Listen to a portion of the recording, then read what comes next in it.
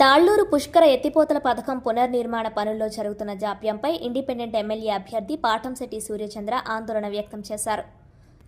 90 రోజుల్లో 2100 పైపులు తీయాల్సి ఉండగా ఇప్పటి వరకు కేవలం 300 పైపులు మాత్రమే తీశారన్నారు.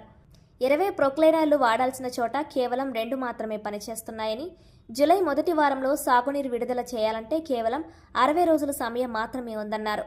పంప్ హౌస్ రిపేర్లు, కొత్త ట్రాన్స్ఫార్మర్లు, 1400 MS పైపుల అమరిక మరియు కాలువల పూడికితీత పనులు పెండింగ్లో ఉన్నాయన్నారు. స్థానిక ఎమ్మెల్యే జ్యోతుల నెహ్రూ ప్రతి వారం పనులను పర్యవేక్షించి అధికారులతో సమీక్ష సమావేశాలు నిర్వహించి పనులు వేగవంతం చేయాలని కోరారు.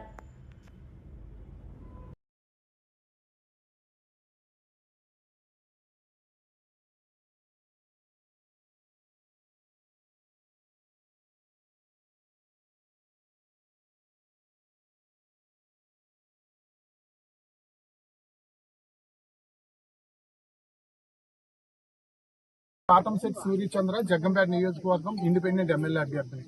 జగ్గంపేట నియోజకవర్గంలో ప్రధాన సాగునీటి వనరు అయినటువంటి శ్రీ తోట వెంకటాచలం పుష్కర తాళ్లూరు ఎత్తిపోతల పథకం 37,000 ఎకరాలకి నీరు అందించే ఉద్దేశంతో 2008వ సంవత్సరంలో ప్రారంభమై మరి గత 4 సంవత్సరాల వరకు ఇది సక్రమంగా రైతాంగాలకు సాగునీరు అందడం జరిగింది.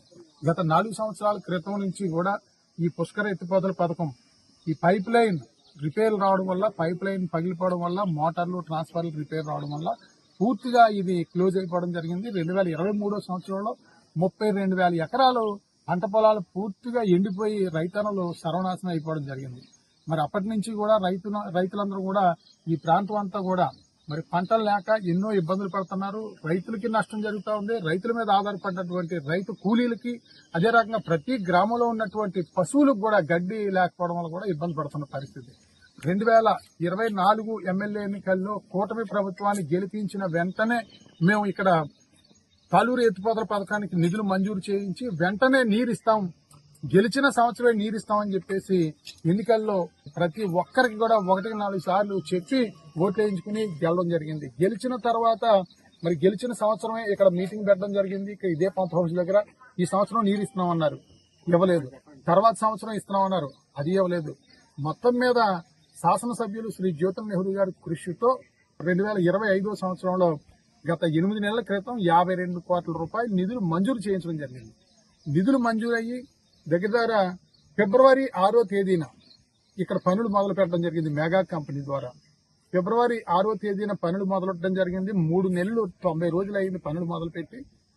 తర్వాత ఒక 2 నెలల్లో జూలై మొదటి వారంలో రైతన్నలకు సాగునీరు ఇవ్వాల్సిన పరిస్థితి.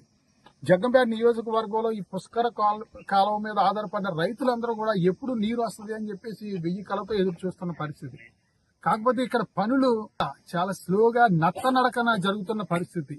ఈ రోజు అంతా చూడడం జరిగింది. మేము పని జరిగే దగ్గరికి వెళ్ళి చూస్తే ఇక్కడ 3.5 కిలోమీటర్లు పైప్ లైన్ ఉంటుంది. 3.5 కిలోమీటర్లకి పైప్ లైన్ కూడా పాత పైపు సిమెంట్ పైపులు అన్ని తీసి MS పైప్ లైన్ వేయాల్సిన పరిస్థితి. 3.5 కిలోమీటర్లో 90 రోజులు ఇలా పని చేస్తే 350 పైపులు తీసారండి. అంటే 2 కిలోమీటర్ల లోపు తీసారు. 2100 పైపులు భూమిలో ఉన్నవి పైకి తీసి కొత్త పైపులు వేయాల్సిన పరిస్థితి. అటువంటిది 350 పైపులు తీశారు.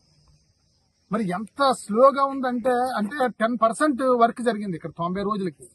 మరి రాబోయే 60 రోజుల్లో ఇంచుమించు 90% పని జరగాల్సిన పరిస్థితి. హైదరాబాద్ మెగా కంపెనీ నుంచి 1400 MS పైపులు రావాల్సిన పరిస్థితి. 2 లైన్లు వేస్తారు, ఆ పైపులు రావాలి. పైపులు వచ్చిన తర్వాత మళ్ళీ ఆ పైపులకి ఈ సిమెంట్ కాంక్రీట్ తో మళ్ళీ ఈ ఐరన్ మెష్ చేసి కాంక్రీట్ తో మళ్ళీ తయారు చేయాలి ఈ 1400 పైపులు కూడా.